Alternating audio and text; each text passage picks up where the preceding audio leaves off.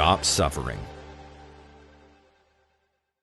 எல்லோருக்கும் இனிய மாலை வணக்கம். கிறிஸ்துவுக்குள் பிரியமானவர்களே, இது உங்கள் கவலைப்படுவதை நிறுத்துங்கள் நிகழ்ச்சி.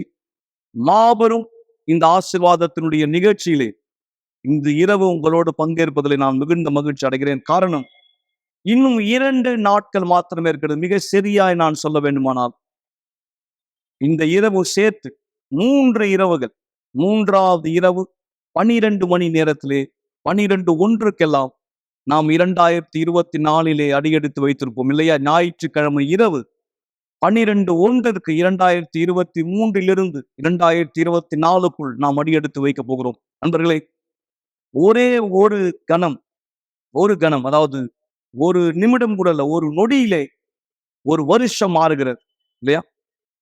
12 மணி வரை 2023 இருக்கிற நாம் 12:01 அதாவது ஒரு நொடிக்கெல்லாம் நாம் 2024 அடியெடுத்து வைக்கிறோம். ஒரு நொடியிலே வருஷம் மாறும்போது நீங்க எடுக்கிற ஒரு தீர்மானத்தினால் உங்க வாழ்க்கை மாற முடியாதுன்னு நினைக்கிறீங்களா? கண்டிப்பா இல்லை. எனவேதான் கர்த்தர் சொல்லுகிறார், முந்தினவைகளை நினைக்க வேண்டாம், பூர்வமானவைகளை சிந்திக்க வேண்டாம். எது நடந்துருச்சு, எது முடிந்தது, எதுவெல்லாம் கடந்த காலம், நீங்க அதை நினைத்து அழுது புலம்பி வேதனைப்பட்டு பாரத்தோட வருத்தமாய் இந்த நாட்களை இப்படிப்பட்ட குற்ற உணர்ச்சியில சுமைகளோட அழுது கொண்டு செலவழிக்க வேண்டியது இல்லை. நான் செய்த எல்லா தவறுகளையும் மறந்து நான் அப்படி சந்தோஷமா இருக்கிறதா? கண்டிப்பா. நான் தவறுகளை பற்றி சொல்லவில்லை. உங்க வாழ்க்கையினுடைய பிரச்சனைகளை குறித்து இந்த நேரம் புலமை கொண்டிருக்க வேண்டாம் என்று சொல்லுகிறேன். காரணம், வாய்ப்பு உண்டு. ஏன், நான் சற்று முன்பு சொன்னதை போல, நீங்கள் ஒருவேளை தகாததை செய்திருந்தால் கூட, ஒரு பாவத்தின் வாழ்க்கை வாழ்ந்திருந்தால் கூட, நீங்க எடுக்க போகிற ஒரு தீர்மானம், முந்தினவைகள் நினைக்க வேண்டாம், பூர்வமானவைகளை சிந்திக்க வேண்டாம். இதோ அவர் சொல்கிறார், சகலத்தையும் புதிதாக்குகிறேன், சகலத்தையும் புதிதாக்குகிறேன். 2024 நமக்காய் வந்து கொண்டிருக்கிறது. நம்ம எப்படி யோசிக்கிறோமோ அப்படிதான். நண்பர்களே, இதை குறித்து நாம் தொடர்ந்து பேசுவோம். பரிசுத்த ஆவி உங்களை இந்த கூட்டத்திலே நீங்கள் எங்களோடு இணையும்படி செய்திருக்கிறார். இது தற்செயல் அல்ல. நீங்க ஒருவேளை சேனல் திருப்பிட்டே வந்திருக்கும் பொழுது இந்த ஸ்டாப் சஃபரிங், கவலைப்படுவதை நிறுத்துங்கள் நிகழ்ச்சியை நீங்க இந்த சேனல் திருப்பி இருக்கலாம். இந்த காலை வேளையிலே இந்த நேரம் உங்களுக்கு தற்செயலாய் கொடுக்கப்பட்டது அல்ல. கர்த்தர் தாமே உங்களுக்கு இந்த வாய்ப்பு கொடுக்கிறார். தேவன் தாமே உங்களுக்கு இந்த வழிகாட்டுதலை கொடுக்கிறார். உங்கள் சூழ்நிலை மாறுபடி இதை நீங்கள் பயன்படுத்திக் கொள்ள கூடுமானால் நண்பர்களே, உங்கள் வாழ்க்கை நிச்சயமா இதே போல் இருக்கார். எனவேதான் ஒரு ஆசீர்வாதமான ஜபத்தை இந்த இரவு நீங்கள் பெற்றுக்கொள்வீர்கள். நிகழ்ச்சியினுடைய கடைசியிலே, அதற்கு முன்பாய் வருகிற ஞாயிற்றுக்கிழமை கடைசி நாள் இரவு ஜபத்துக்கு நீங்கள் வருவதோ அல்லது காலை 9:30 மணி ஜபத்துக்கு வருவதோ இருந்தால் நீங்கள் அந்த கைக்குட்டை திரும்ப கொண்டு வர வேண்டும். எங்களிடத்திலே அதை கொடுக்கும்படியாய் சங்கீதம் 91 அடிப்படையிலே தொடர்ந்து நாம் சில மாதங்களாய் விசுவாசத்தை பயன்படுத்தி கொண்டு வந்தோம். கடைசியா இன்றைக்கு நீங்கள் அதை அர்ப்பணிக்க வேண்டும் இந்த ஞாயிற்றுக்கிழமை என்று. எனவே அதை குறித்து ஒரு சிறு வீடியோ பாருங்கள். யார் அது பயன்படுத்தலாம்? நான் இன்றைக்கு நாளைக்கு வந்தாலும் கிடைக்குமா? கண்டிப்பாய். ஏனால் ஞாயிற்றுக்கிழமை தான் நீங்கள் திரும்ப தர வேண்டும். அந்த கைக்குட்டையின் மூலம் உங்கள் விசுவாசத்தினால் உங்களுக்கு தேவன் வார்த்தையின்படி அற்புதம் நடைபெறும்படியா இதை குறித்து ஒரு சிறு வீடியோ பாருங்கள். இப்போது உதவியின் சிறப்பு நிகழ்ச்சியில நீங்கள் பெறப்போகிற இந்த கைக்குட்டையானது விசுவாசத்தினால எதை நீங்கள் தீர்மானிப்பீர்களோ அதை அடைவதற்கான தொடர்பு புள்ளியாக இருக்கிறது. இதோ இதை விசுவாசமாக பயன்படுத்தும் முறையாவது, உங்கள் வீட்டிலே வியாதி படுக்கையில் யாராவது இருந்தால் அவர்கள் உடல் மீது நீங்கள் இதை தடவலாம் அல்லது தொடலாம். படுக்கையில நீங்கள் இதை தொடலாம். மேலும் குடும்ப பிரச்சனையை சந்திக்கிற மக்கள் குடும்பத்தினுடைய புகைப்படம் ஒன்று இருந்தால் அதன் மேலாக இதை நீங்கள் வைக்கலாம். நீங்கள் ஒரு கான்ட்ராக்டுக்காக காத்து கொண்டிருந்தால், வேலை வாய்ப்பிற்காக நீங்கள் ரெஸ்யூம் மீது, பயோடேட்டா மீது அல்லது வேலை செய்யும் இடத்தில் உள்ள பொருள் மீது இதை வைக்கலாம். மேலும் நினைவில் வைத்துக் கொள்ளுங்கள், எல்லாவற்றிலேயும் நீங்கள் விசுவாசிக்க வேண்டும், ஜெபிக்க வேண்டும். நீங்கள் விசுவாசிப்பது கிடைக்கும் என்று நீங்கள் தீர்மானிக்க வேண்டும். நாங்கள் விசுவாசிக்கிறோம், தேவன் உங்கள் விசுவாசத்துக்கு பலன் கொடுப்பார் என்று. எனவே விசுவாசத்தின் முதல் அடி எடுத்து வையுங்கள். இந்த உதவியின் சிறப்பு நிகழ்ச்சியிலே ஆசீர்வதிக்கப்பட்ட இந்த கைக்குட்டையை வந்து பெற்றுக் கொள்ளும்படியாக விசேஷமான கூட்டம் காலை 9:30 மணி 282 கீழ் 681 1000 விளக்கு, அண்ணா சாலை, சென்னை 6,06,000. நினைவில் கொள்ளுங்கள், உதவியானது எல்லோருக்கும் தேவையா இருக்கிறது. மக்களே, இந்த அருமையான வீடியோ நீங்கள் பார்த்தீர்கள். ஞாயிற்றுக்கிழமை எங்கள் சிறப்பு விருந்தினராக மிக உற்சாகத்தோடு உங்களுக்காக காத்திருக்கிறோம். இந்த வருஷத்தினுடைய கடைசி ஞாயிற்றுக்கிழமை தேவனுக்கு நன்றி செலுத்தக்கூடிய, அவர் செய்த சகல நன்மைகளுக்காய் அவரை போற்றக்கூடிய ஞாயிறு. நீங்கள் ஒருபொழுதும் மறக்கக்கூடாது. இந்த நேரம் நாம் இன்னும் விசுவாச பிரயாணத்தில் தான் இருக்கிறோம் என்பதை மறக்கக்கூடாது. ஏனென்றால் விசுவாசம் இல்லாமல் ஒன்றுமில்லை நண்பர். விசுவாசம் இல்லாமல் ஒன்றுமில்லை. ஏன் இன்னும் நான் உங்களுக்கு சொல்ல வேண்டுமானால், எபிரேயரில் 11ஆம் அதிகாரத்திலே 6ஆம் வசனம் சொல்கிறது, விசுவாசம் இல்லாமல் தேவனுக்கு பிரியமா இருப்பது கூடாத காரியம். It is impossible please God without faith. விசுவாசம் இல்லாமல் தேவனுக்கு பிரியமா இருப்பது கூடாத காரியம். வாய்ப்பே இல்லை, வாய்ப்பே இல்லை. விசுவாசம்தான் அடித்தளம், அடிப்படை. எனவேதான் நீங்கள் உங்கள் விசுவாசத்தை தேவன் மீது வைக்க வேண்டும், ஒரு வார்த்தை மீது வைக்க வேண்டும். நாம் விசுவாச பிரயாணத்தில் இருக்கிறோம். சீனாய் மலையை நோக்கி எதிர்ப்பின் ஆவியிலே. ஏன் இந்த எதிர்ப்பின் ஆவி? நாம் ஒருபொழுதும் பிரச்சனைகளை சகித்துக் கொள்கிறவராக இருக்கக்கூடாது நண்பர்.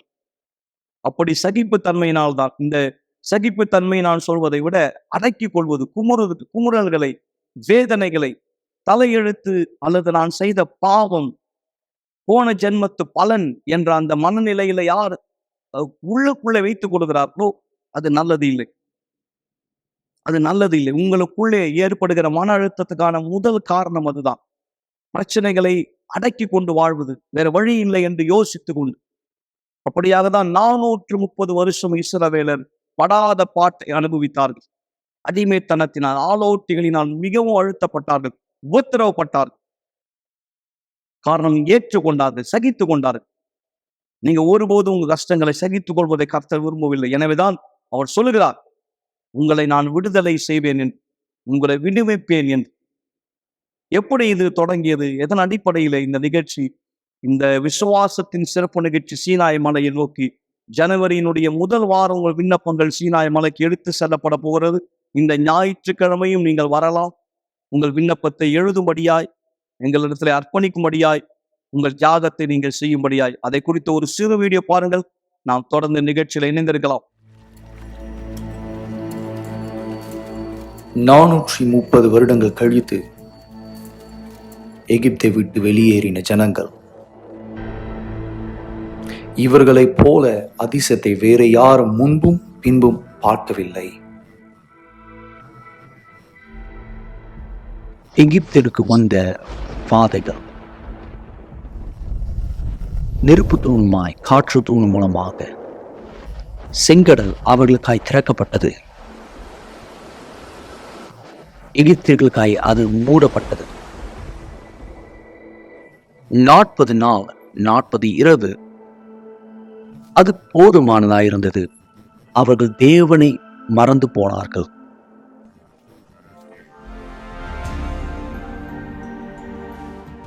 இந்த கதையிலே பார்க்க வேண்டிய மிக முக்கியமான ஒன்று, அதிசயமோ அற்புதமோ அளவில்லாமல் நடந்தது. அதிசயம் மட்டுமே போதுமானதல்ல. ஆத்துமா ஆதாயப்படுத்தப்படவில்லை என்றால் தேவன் முடிவெடுத்தார். தேவன் அவர்களோடு செல்ல போவதில்லை என்று சொன்னார். ஆனால் தூதுவனை அனுப்புவேன் என்றார் மோசே. ஆனால் மோசே அதை ஏற்றுக்கொள்ளவில்லை. மோசேவுக்கு தேவனுடைய பிரசனம் தேவை. மோசேவுக்கு நன்றாய் தெரியும், இந்த பாதை மிக கடினமாயிருக்கும். தேவனுடைய பிரசனம் இல்லாமல் அவர்களாய் அந்த இடத்திலே செல்ல முடியாது. எனவேதான் அதை ஏற்றுக்கொள்ளவில்லை. அப்போது அவன் அவரை நோக்கி, உம்முடைய சமூகம் என்னோடு செல்லாமல் போனால் எங்களை இவ்விடத்தில் இருந்து கொண்டு போகாதிரும். இதுதான் ஒருவருக்குள்ள இருக்கக்கூடிய எதிர்ப்பாய் வெளிப்பட வேண்டும். பரிசுத்த ஆவி இல்லாதவர் மீது இந்த எதிர்ப்பை தேவன் பார்த்து கொண்டிருக்கிறார். ஒரே ஒரு விஷயம் மட்டுமே, இந்த பாதையிலே உங்களுக்கு தேவனுடைய பிரசனம் தேவை என்று. மோசே தேவனுடைய முடிவை மாற்றினார். அப்போது கர்த்தர் மோசேவை நோக்கி, நீ சொன்ன இந்த வார்த்தையின்படியே செய்வேன். அவர் சொன்னார், நான் உன்னை பெயர் சொல்லி அழைத்தேன்.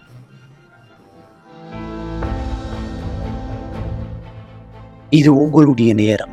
தேவன் உங்களை பார்த்து, நான் உன்னை பேர் சொல்லி அழைத்தேன் என்றார். நீங்கள் தூதுவரோடு போக வில்லாமல் தேவனுடைய பிரசனத்தோடு செல்ல விரும்பினால் இந்த பீடம் உங்களுக்காக இருக்கும்.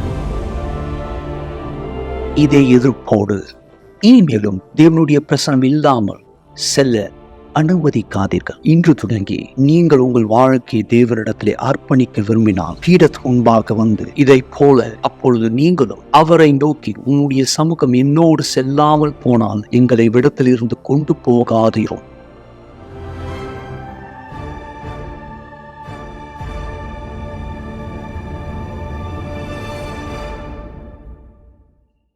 நான் மீண்டும் உங்களை வரவேற்கிறேன். இந்த நேரத்திலே சாட்சிகளின் வாயிலாய் தேவனுடைய வார்த்தை எவ்வளவு நிஜம் என்பதை நான் இந்த சமயம் உங்களுக்காக நிரூபிக்க விரும்புகிறேன். இதோ யாத்ராகமம் 34 அதிகாரத்திலே தேவனுடைய வார்த்தை அவர் என்ன சொன்னார் என்று பாருங்கள். அதற்கு கர்த்தர், இதோ நான் ஒரு உடன்படிக்கை பண்ணுகிறேன், பூமி எங்கும் எந்த ஜாதிகளிடத்திலும் செய்யப்படாத அதிசயங்களை உன் ஜனங்கள் எல்லாருக்கும் முன்பாகவும் செய்வேன். உன்னோடே கூட இருக்கிற ஜனங்கள் எல்லாரும் கர்த்தருடைய செய்கையை காண்பார்கள். உன்னோடே கூட இருந்து நான் செய்யும் காரியம் பயங்கரமா இருக்கும். இன்று நான் உனக்கு கட்டளையிடுகிறதை கைக்கொள். எமோரியனையும் கானானியனையும் ஏத்தியனையும் பரிசியனையும் ஏவியனையும் எபூசியனையும் உனக்கு முன்பாக துரத்தி விடுகிறேன். நண்பர்களே, கர்த்தர் உங்களுக்கு வாக்கு கொடுக்கிறார், உங்க எல்லா எதிரிகளும் உங்க முன்னாடி இருந்து நீக்குவதாய். 2024 கண்டிப்பாய் ஒவ்வொரு வருஷம் ஒவ்வொரு நாள் நமக்கு போராட்டம் உண்டு. தேவன் அறிவார். தேவன் தான் அதை சொல்லி இருக்கிறார். அவர் கொடுக்கவில்லை, ஆனால் அந்த போராட்டம் உண்டு. ஆனால் அவர் இங்கே சொல்லுகிறார், எல்லா எதிரிகளை துரத்துவேன், பயங்கரமான அதிசயங்களை உனக்கு செய்வேன். ஆனால் முதல் காரியம், நீங்கள் அவரோட உடன்படிக்கை பண்ண வேண்டும். அப்படி பண்ணப்பட்ட உடன்படிக்கையினுடைய பலனால் எதிரிகள் துரத்தப்பட்டு, வியாதிகள் துரத்தப்பட்டு, செய்வினைகள் நீக்கப்பட்டு, அவமானத்தின் வாழ்க்கையில வாழ்ந்த இந்த குடும்பம் இன்றைக்கு அதி அற்புதமான ஒரு சாட்சியாய் மாறின இந்த சாட்சியை நீங்கள் பார்க்கும்படி விரும்புகிறேன். சீனாய் மலை பீடத்தின் மேல் தன் வாழ்க்கை ஒப்படைத்த இந்த குடும்பம் தேவனுடைய மாபெரும் அதிசயத்தை அனுபவித்தது அவரோடு செய்த உடன்படிக்கையினால். அற்புதமான சாட்சி, கவனிங்கள். நாம் தொடர்ந்து இணைந்திருக்கலாம்.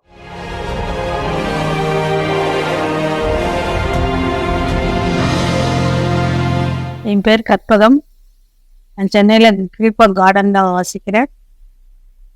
நான் இந்த யூனிவர்சல் ஆலயத்தை கண்டனத்துக்கு முன்னாடி என்னோட வாழ்க்கை மிகவும் அழிக்கப்பட்ட நிலையில இருந்தது. நான் ஒரு பதட்டமான பெண்ணா, தோல்வியான பெண்ணா இருந்தேன். ஒரு கோபம், எப்பவுமே எனக்குள்ள ஒரு கோபம் இருக்கும். அந்த கோபத்தினால குடும்பத்துல சமாதானம் இல்லாம இருந்தேன். ஏதோ வாழணும்ன்ற வாழ்க்கையில வாழ்ந்துட்டு இருந்தோம். ஒரு குடும்பமா 2 குழந்தைகள் அப்படின்ற ஒரு சூழ்நிலையில வாழ்ந்துட்டு இருந்தோம். இந்த மாதிரி ஒரு சூழ்நிலையில என் மகளுக்கு சில பிரச்சனைகள் ஆரம்பிச்சது. நானும் கடன் பிரச்சனையில இருந்தேன். சரியான வேலையில, சமாதானம் இல்லை, வீட்டுல சண்டைகள், உறவினர்கள் மத்தியில, எல்லா விஷயத்திலையும் நான் இருந்தேன். இந்த மாதிரி ஒரு சூழ்நிலையில கடந்து போயிட்டு இருக்கும் பொழுது நாங்க இந்து குடும்பத்தை சேர்ந்தவங்களா இருந்தோம். அந்த மாதிரி இருக்கும்போது என் மகள் பெரிய மகளுக்கு சில ஆவிக்குரிய பிரச்சனைகள் இருந்தது, உடல் ரீதியாகவும் சில பிரச்சனைகள் இருந்தது.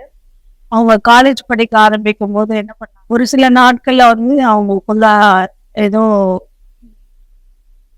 கெட்ட ஆவி இருக்கு அப்படின்றதுனால மேலும் மேலும் அவங்க பிரச்சனை அதிகமா இருக்கு. ஒரு கடினமான காலகட்டத்துல என்ன ஆச்சு அப்படின்னு பார்க்க போனா அவங்க ஒரு தற்கொலைக்கு முயற்சி பண்ணிட்டாங்க. அவங்க தொடர்ந்து என்னால காலேஜ் படிக்க முடியாது, எனக்குள்ள பிரச்சனை இருக்கு அப்படின்னு சொல்லிட்டு எனக்கு சொல்லி பார்த்தாங்க. அவங்க காலேஜ் போறத 1 வாரமா நிறுத்திச்சாங்க. நான் அவங்க படிக்கணும்ன்றதுக்காக முயற்சி பண்ணிட்டு இருந்தேன். அவங்களுக்காக அவங்க சமாதானத்தை கொடுத்து காலேஜ்ல போய் பேசிட்டு அவங்க முன்னோக்கி போவாங்க அப்படின்னு பார்த்துட்டு இருந்தேன். ஆனா என் நிலைமை என்ன ஆச்சுன்னா, அம்மா நம்ம வழியில வர மாட்டாங்க, நிறுத்த மாட்டாங்க அப்படின்னு சொல்லிட்டு இந்த பிள்ளை தற்கொலைக்கு முயற்சி பண்ணி மாத்திரைகளை போட்டுவிட்டாங்க. அந்த ஒரு நாள் நான் மிகவும் ரொம்ப கடினமான ஒரு சூழ்நிலையை கடந்துட்டேன். என்ன பண்ணணும்னு எனக்கு தெரியல. எல்லாம் முடிஞ்சு கடைசி தருவாயில விடிய காலையில நான் இது மாதிரி டேப்லெட் போட்டேன் அப்படின்னு சொல்றாங்க. மயிரில் அவங்க அந்த அந்த பல்ஸ் எல்லாமே இறங்கி போன ஒரு சூழ்நிலையில நான் ஹாஸ்பிட்டல் போயிருந்தேன். அங்க நிறைய பிரச்சனைகளை சந்திச்சேன். அட்மிட் பண்றது அந்த நிறைய விஷயங்களை அந்த நாள் வந்து என்னோட சகோதரி வந்து யுனிவர்சல் ஆலயத்தை பத்தி சொல்லியிருந்தாங்க. நிறைய பிரச்சனையை ஃபேஸ் பண்றீங்க, நீங்க என்னென்னோ பண்றீங்க, ஒரு அங்க போய் பாருங்க, அந்த நிறைய விடுதலை கிடைக்குதுன்னு சொன்னாங்க அப்படின்னு சொன்னாங்க. நான் என்னென்னவோ பண்ணோம் அப்படின்ற ஒரு எதுவுமே நடக்கல, இங்க மட்டும் நடக்க போதான்ற ஒரு அவநம்பிக்கையில தான் இந்த யுனிவர்சல் ஆலயத்துக்குள்ள வந்தேன்.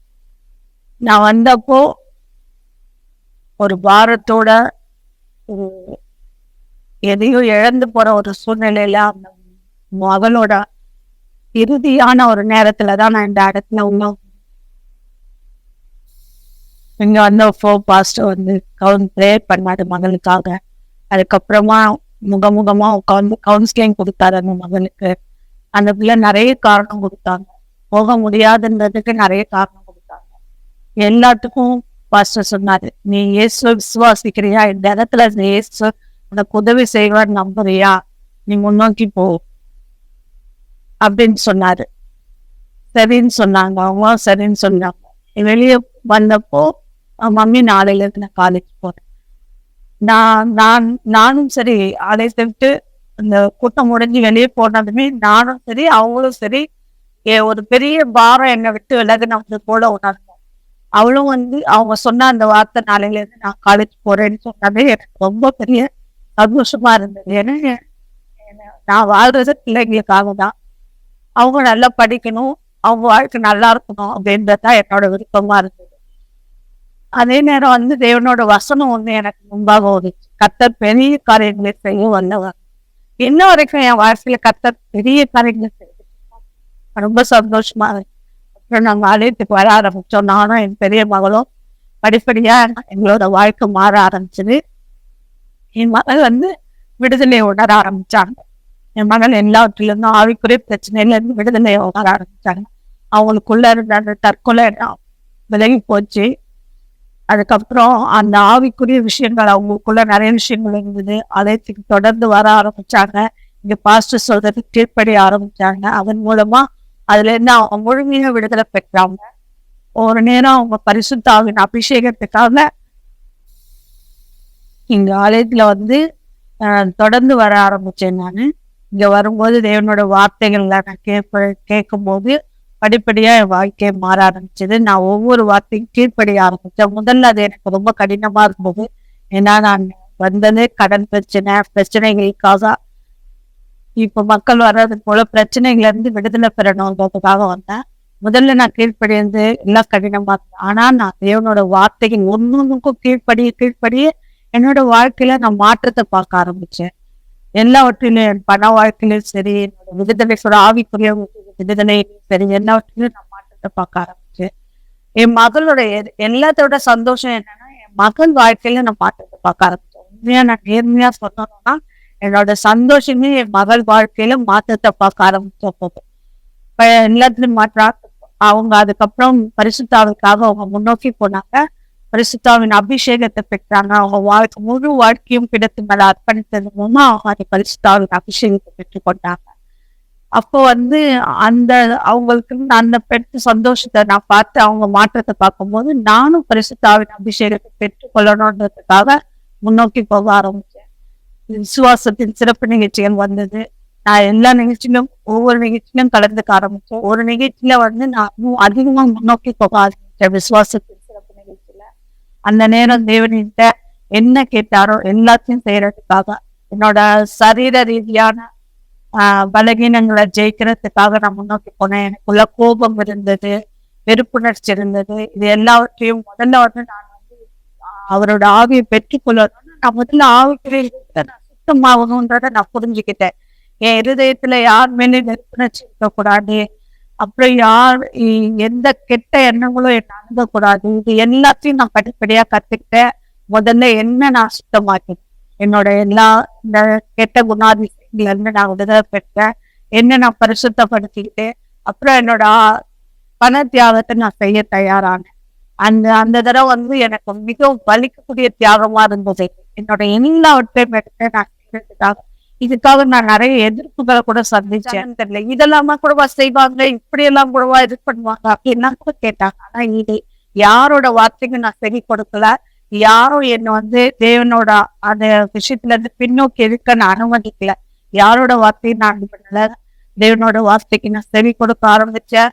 முன்னோக்கி போன என்னோட எல்லா தியாகத்தையும் நான் பிடத்து மேல அர்ப்பணிச்சேன். என்னோட ஆவிக்குரிய தியாகம், மனுஷ ரீதியாக எல்லாவற்றையும் நான் தேவனோட பீடத்து மேல அர்ப்பணிச்சேன். அந்த விசுவாசத்தின் சிறப்பு நிகழ்ச்சியில நான் அவரோட அபிஷேகத்தை பெற்றுக்கொண்டேன். என்னோட ஒவ்வொரு சிறப்பு நிகழ்ச்சியும் என்னோட என்னவா இருக்கும்னா, என் குடும்பம் முழுவதும் தேவனோட பிரசன்னத்துல இருக்கணும், அவரோட பீடத்து மேல இருக்கணும். நான் அவரோட ஆவியை பெற்றுக்கொண்டேன். அப்புறம் என்னோட மகளோட வாழ்க்கை ஆசீர்வாதமா இன்னைக்கு பீடத்தின் மீதாக ஒரு ஊழியக்கார பெண்ணா இருக்காங்க. அவங்களோட திருமணம் ஆசீர்வதிக்கப்பட்டதா இருக்கு, முன்னோக்கி போயிட்டு இருக்காங்க. அதே போல என்னோட குடும்ப நானும் அவரோட அபிஷேகத்தை பெற்றி கொண்டதுக்கு அப்புறமா தேவனோட ஊழியத்துல ஆத்துமாக்கள் ஆதாயப்படுத்துறதுக்காக முன்னோக்கி போயிட்டு இருக்கேன். நிறைய ஆத்துமாக்கள், கஷ்டப்படுற ஆத்துமாக்கள், நான் எப்படி ஒரு நாள் ஒரு சூழ்நிலையில இருந்தேனோ அதுல இருந்து இருக்க மக்களை மீட்டெடுக்கிறதுக்காக இன்னைக்கு ஆலயத்துல ஒரு உதவியாளரா இருக்கேன். தேவனோட ஊழியத்தை செய்யறதுக்காக ஆத்துமாக்கள் மீது இரக்கத்தோட இருக்கும்படியாக அவர் கொண்டு வர்றதுக்காக காலேப் குழுவிலும் நான் இருக்கேன். காலேப் மக்களை பார்த்துக்கொள்றக்கூடிய அந்த குழுல நான் இருக்கேன். இன்னைக்கும் நான் என்னோட இன்னொரு மகளும் தேவனோட ஊழியத்துல இருக்காங்க. அவங்க பிடித்து மேல ஆசீர்வதிக்கப்பட்டிருக்காங்க. இன்னைக்கு என் குடும்பத்துல உள்ள எல்லோரும் தேவனோட பிரசனத்துல இருக்கோம். என் கணவர் ஆலயத்தின் உறுப்பினரா இருக்காரு, தேவனோட நெருக்கமா இருக்கான். ஒவ்வொருவரும் இன்னைக்கு ஆலயத்துல என்னோட வாழ்க்கைன்னு எடுத்து பார்க்க போனா இன்னைக்கு நான் எல்லா விதத்திலும் ஆசீர்வாதமா இருக்கேன். முன்னாடி இருந்தாங்க, கடன் பிரச்சனை இல்லை, எதுவுமே என்னோட வெறுப்புணர்ச்சி இல்லை, குடும்பத்துல சமாதானம் இருக்கு, நாங்க எல்லோரும் ரொம்ப சந்தோஷமா இருக்கோம். எங்க குடும்பம் எங்க முன்னாடி நான் ஆலயத்துக்கு வர ஆரம்பிச்ச போது என்ன யாரெல்லாம் மட்டமா பார்த்தாங்களோ, ஏளனமா பார்த்தாங்களோ, இன்னைக்கு அவங்க முன்னாடி தேவன் ஒரு சாட்சியா உயர்த்தியிருக்காரு. என் மகள்களோட வாழ்க்கையை பாக்குறவங்க எல்லாம் ஆச்சரியமா பாக்குறாங்க. அந்த அளவுக்கு தேவன் எங்களை ஆசீர்வாதமா வச்சிருக்காரு. இன்னைக்கு கணவர் நானும் அன்பின் வாழ்க்கையிலும் சந்தோஷமா இருக்கும். குடும்பத்துல சந்தோஷம், சமாதானம், எங்க வாழ்க்கை அவரை மகிமைப்படுத்தக்கூடியதா இருக்கு. இன்னைக்கு என் குடும்பம் முழுதும் தேவனோட மறைவிடத்துல, உன்னதமானவரின் மறைவிடத்துல இருக்கு. நான் ரொம்ப சந்தோஷமா இருக்கோம். எல்லோரும் அவரோட பிரசன்னத்துல இருக்கோம். நானும் என் குடும்பத்தாரும் தேவனோட உன்னதமான மறைவிடத்துல இருக்கோம். அவரோட பிரசன்னத்துல இப்போ நாங்க முன்னோக்கி போயிட்டு இருக்கோம். இது மிகப்பெரிய விஷயம், மிகப்பெரிய சந்தோஷத்தை கொடுக்கும். உலகத்துல விலையே செலுத்த முடியாத விஷயம் இது. இப்ப எங்களோட பிரயாசம் என்னன்னா, எங்க குடும்ப உறுப்பினர்கள் எல்லோருமே தேவனோட பிரசன்னத்தை பெற்றுக்கொள்ளணும், அவரை தெரிஞ்சுக்கணும். அதுதான், அது மட்டும் இல்லை, இன்னும் அநேக மக்கள் அவரோட பிரசன்னத்தை தேடணும், பெற்றுக்கொள்ளணும்னு தான் எங்களோட விண்ணப்பமா இருக்கு.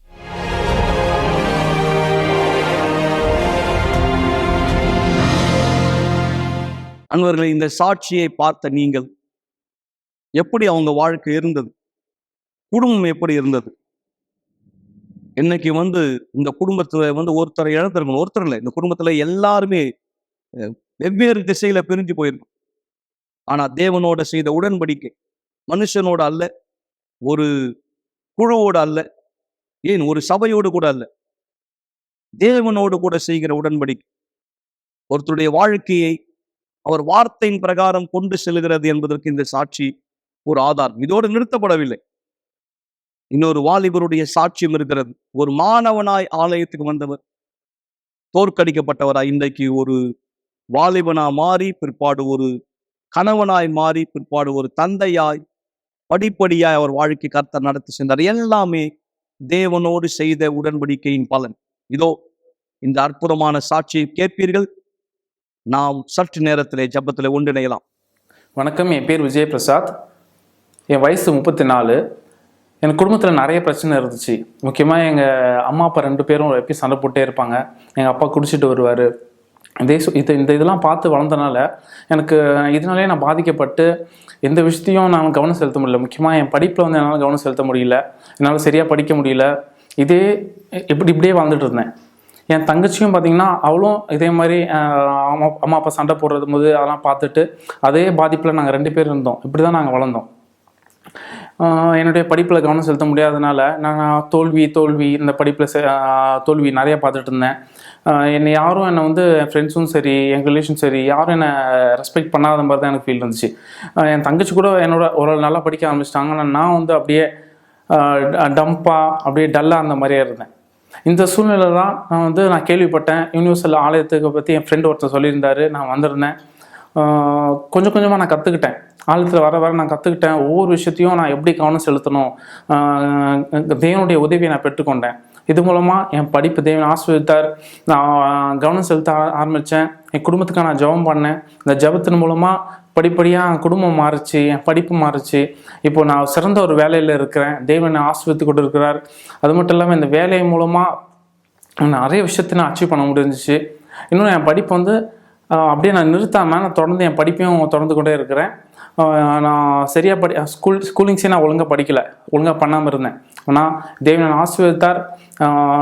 3 டிகிரி முடித்தேன். ஒரு நல்ல ஒரு கம்பெனியில் ஒர்க் பண்ணுறேன். நிறையா வெளியே கம்பெனிஸ்க்கு வந்து சர்வ் பண்ணிகிட்டு இருக்கேன். இது மாதிரி நிறைய விஷயங்கள் பண்ணிகிட்டு இருக்கேன். தேவன் அதிகமாக ஆசீர்வதிச்சிட்ருக்காரு. ஸோ கண்டிப்பாக நான் விசுவாசிக்கிறேன். நான் கற்றுக்கிட்ட ஒவ்வொரு விஷயமும் வந்து எனக்கு வந்து என் லைஃப்பில் உதவியாக இருந்துச்சு. நான் சொன்னது போல் என் படிப்பை தேவன் ஆசீர்வதித்தார். என் லைஃப் முழுசாக மாறுச்சு. அதே போல் என் திருமண வாழ்க்கையும் ஆசீர்வதித்தார். இப்போ 2 அழகான பெண் பிள்ளைகள் கொடுத்துருக்காரு. குடும்பமான ஆசீர்வாதமாக இருக்கேன். எல்லாத்துக்கும் மேலே நான் தேவனோட ஆவியை பற்றி தெரிஞ்சுக்கிட்டனோ நான் அப்போ முடிவு பண்ணேன், எனக்கு தேவ ஆவி வேணும், பரிசுத்தாவி வேணும்னு சொல்லி நான் முடிவு பண்ணேன். அதுக்காக நான் முயற்சி பண்ணேன். நான் தொடர்ந்து தொழிற்சங்க ஜபத்தில் இருந்தேன். இப்போ தேவனோட ஆவியை பெற்றுக்கொண்டேன். இப்போ எனக்கு பிரச்சனை இருக்கோ இல்லையோ, ஆனால் எப்போ நான் சந்தோஷமாக இருக்கேன், ஸ்ட்ராங்காக இருக்கேன். நான் விசுவாசிக்கிறேன் எந்த பிரச்சனைகள் என்ன முடியும், கண்டிப்பாக நான் முன்னேக்கி செல்வேன்னு சொல்லிட்டு.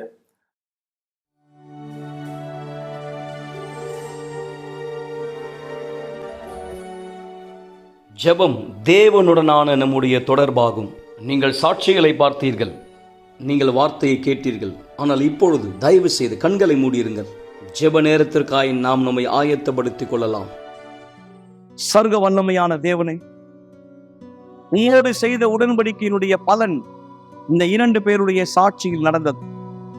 இந்த வருஷத்தின் கடைசி 2 நாட்களிலே நாங்கள் இருக்கிறோம், அல்லது 3 இரவுகள் என்று சொல்லலாம். இன்றைக்கும் கூட இவர்கள் தீர்மானம் எடுப்பார்களானால் உம்மோடு உடன்படிக்கை செய்ய எப்படி செய்வது, எந்த விதத்திலே அன்றுவரை அவர்கள் உம்மோடு ஜபத்திலே கேட்கும் போது நீ உணர்த்துவீர் எப்படி உம்மோடு உடன்படிக்கை செய்வது என்று. ஆனால் அதை செய்கிற இடம் பீடம். சீனாய் மலையின் மேல் அந்த உடன்படிக்கை பலகையை கொடுத்ததை போல பீடத்தின் மேல் உம்மோடு நாங்கள் உடன்படிக்கை செய்ய எங்களுக்கு நீ வாய்ப்பு கொடுக்கிறீர்.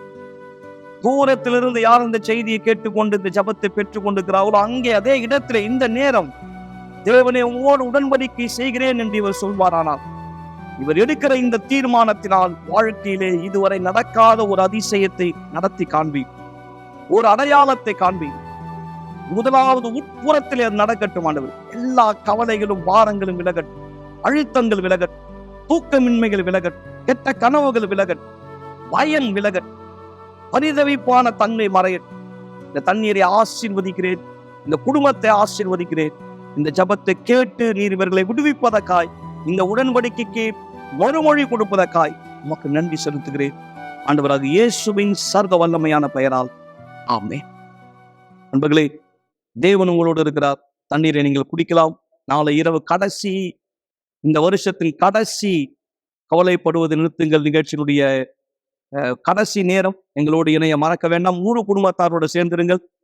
நாம் உங்கள் மேல் ஆசீர்வாதத்தை அறிக்கை செய்ய முடியும். சென்று வாருங்கள். ஆசீர்வாதமான இரவார்கள்.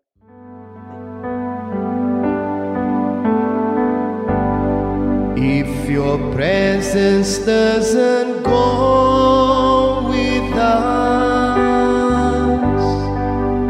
Lord, we don't want to leave this place. Lord, we need you near as we go from here, to lead us by your love and grace. May your presence fill us every day. May your spirit lead the பாடுவதை நிறுத்துங்கள் என்ற நிகழ்ச்சியை பார்த்து கொண்டிருப்பதற்கு மிக்க நன்றி. கூட்டம் முடிந்த பிற்பாடும் நீங்கள் எங்களை தொடர்பு கொள்ளலாம். மறந்து விடாதீர்கள், எங்களுடைய எண் 9384638738. நன்றி.